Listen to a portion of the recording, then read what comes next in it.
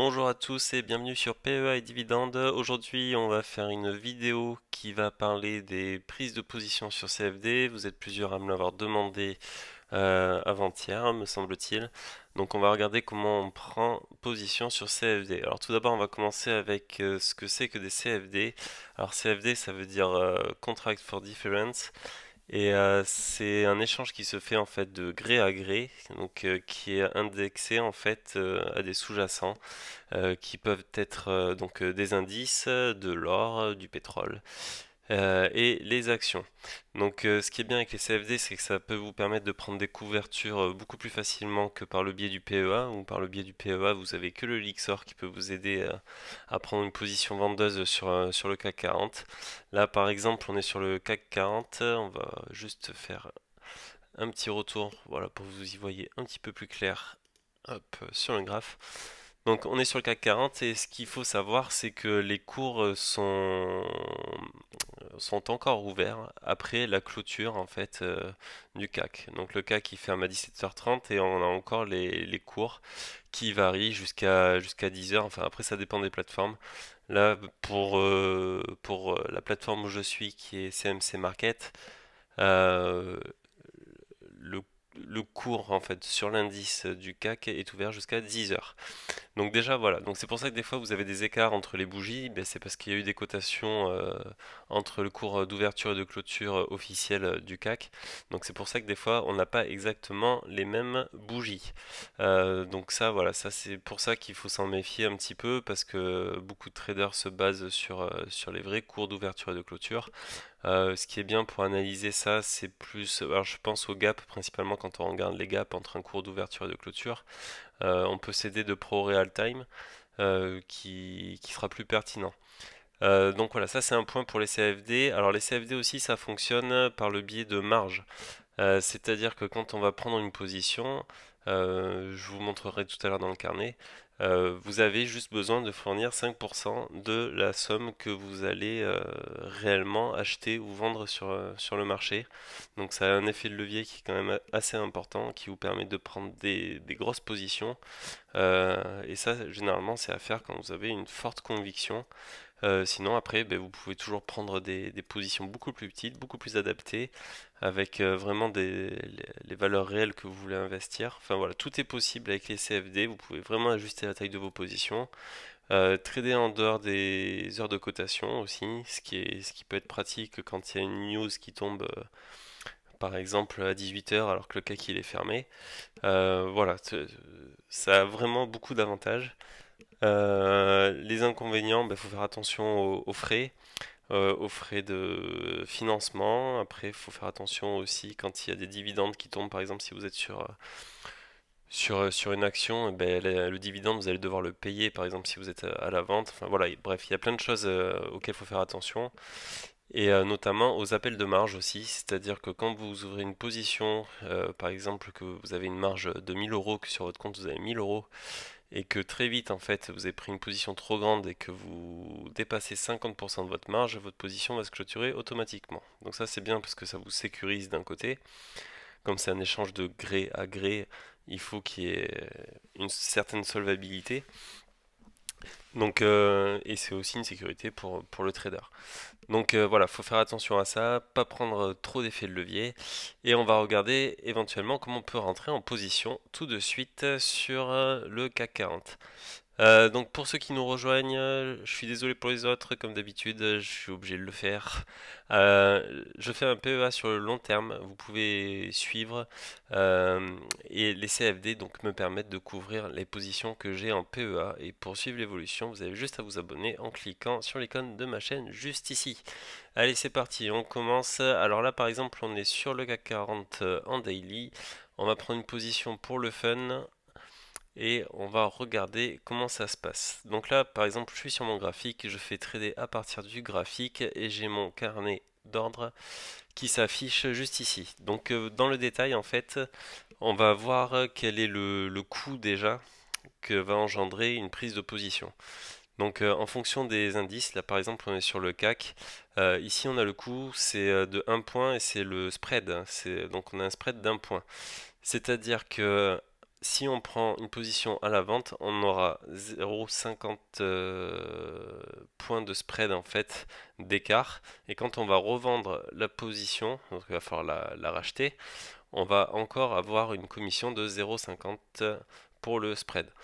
Euh, donc voilà, donc déjà on se prend un genre de taxe là ici, et il faut savoir que ce spread il peut évoluer, c'est-à-dire quand les cours sont assez stables et qu'il y a une certaine sécurité pour votre courtier, on va avoir un spread qui est très faible parce qu'on va pouvoir échanger l'action au cours juste, et quand il y a beaucoup de volatilité, quand ça bouge beaucoup, en fait le spread augmente et ça sert un petit peu d'assurance pour votre courtier pour pouvoir faire la bonne balance dans la transaction.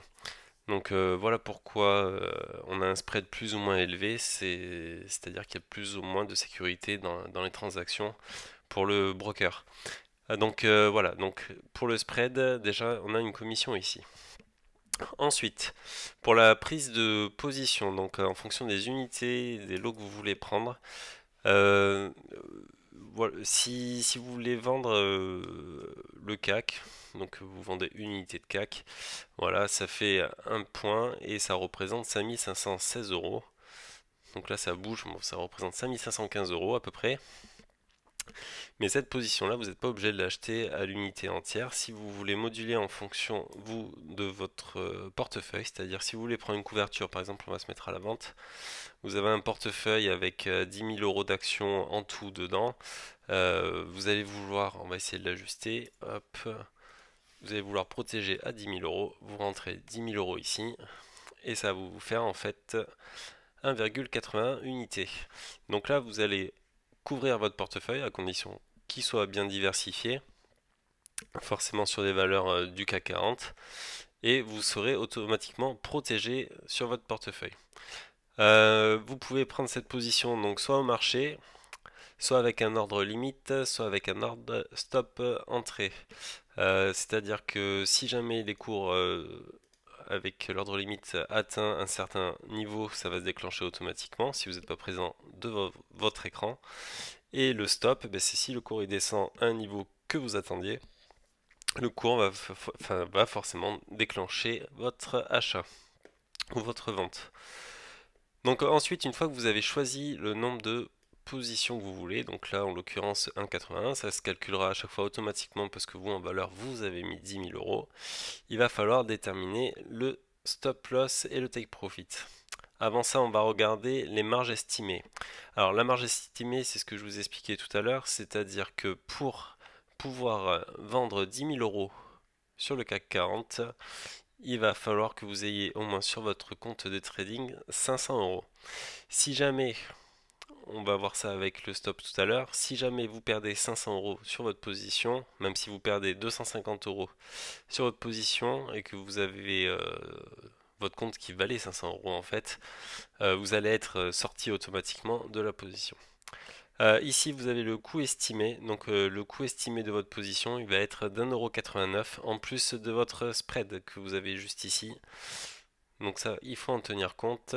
Et voilà. Donc, on va regarder de suite comment on peut placer le stop loss et le take profit. Donc, par exemple, pour qu'on puisse juste simuler une perte. Donc là, on a mis un stop à 5545, c'est ça. Donc on va essayer de le monter, le monter, le monter pour avoir un stop à 250. Voilà, c'est-à-dire qu'automatiquement, si vous arrivez ici avec un CAC qui prendrait plus de 140 points, donc à 5600, on va essayer de zoomer si je peux. Non, je ne peux pas. Donc si vous arrivez à 5654 points, vous allez forcément vous faire sortir. Donc essayez soit d'ajuster votre stop, soit ici vous ajustez la taille de votre position. Donc forcément vous devrez prendre moins de positions. On va passer sur du 0,90 par exemple, puisqu'on peut le faire à la décimale. Et là forcément, si on revient sur le même niveau, vous perdrez 124 euros au lieu de 250. Forcément, le take profit, il sera en fonction de la taille de votre position. Donc voilà, ça faut y faire attention. Par exemple, si on prend une position beaucoup plus grosse, hop, par exemple, si on en prend 5, là on a cramé le compte, on a cramé le compte aussi à ce niveau-là, et plus on va se rapprocher, voilà, vous ferez sortir donc à 250 euros sur un niveau beaucoup plus serré, à 5565 au lieu de 5646 comme on avait vu tout à l'heure. Donc voilà, c'est l'effet de levier, ce qu'on appelle l'effet de levier, et il faut en jouer parcimonie, faire très attention à ce que vous faites. Après voilà, si vous faites de l'intraday, vous pouvez prendre des positions plus grosses sur voilà, ce que je fais régulièrement. Par exemple, si vous prenez une position à 5 comme on a vu tout à l'heure, un gros levier, vous mettez un stop court, vous pensez qu'on va revenir ici sur le cours de clôture de la veille. Donc là, vous minimisez quand même un petit peu la perte et vous augmentez vos chances de faire un gain ici. Bon, à savoir que là on est court, donc il y a plus de chances d'aller taper le stop que d'aller chercher le take profit. Enfin, ça c'est autre chose. Donc voilà, en gros, pour le carnet d'ordre, vous avez tout ici. Donc vous avez votre cours avec le spread qui est déjà intégré.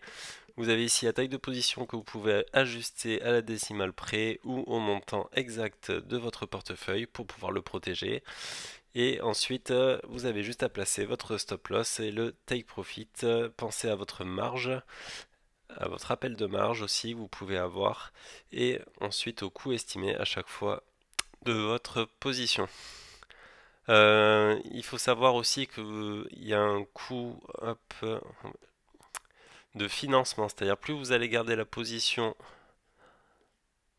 longtemps, c'est-à-dire que vous faites un emprunt à chaque fois que vous faites une position comme ça, c'est-à-dire que l'argent en fait vous l'empruntez et vous l'empruntez au taux de l'Euribor. Je crois qu'il est majoré aussi. Donc ça, c'est à regarder à chaque fois sur chaque indice ou chaque produit dérivé que vous allez utiliser. Il faut faire attention à ce taux-là parce qu'il va être déduit à chaque fois, tous les jours de votre position. Donc si vous gardez une position quelques jours, forcément les montants ils vont être minimes.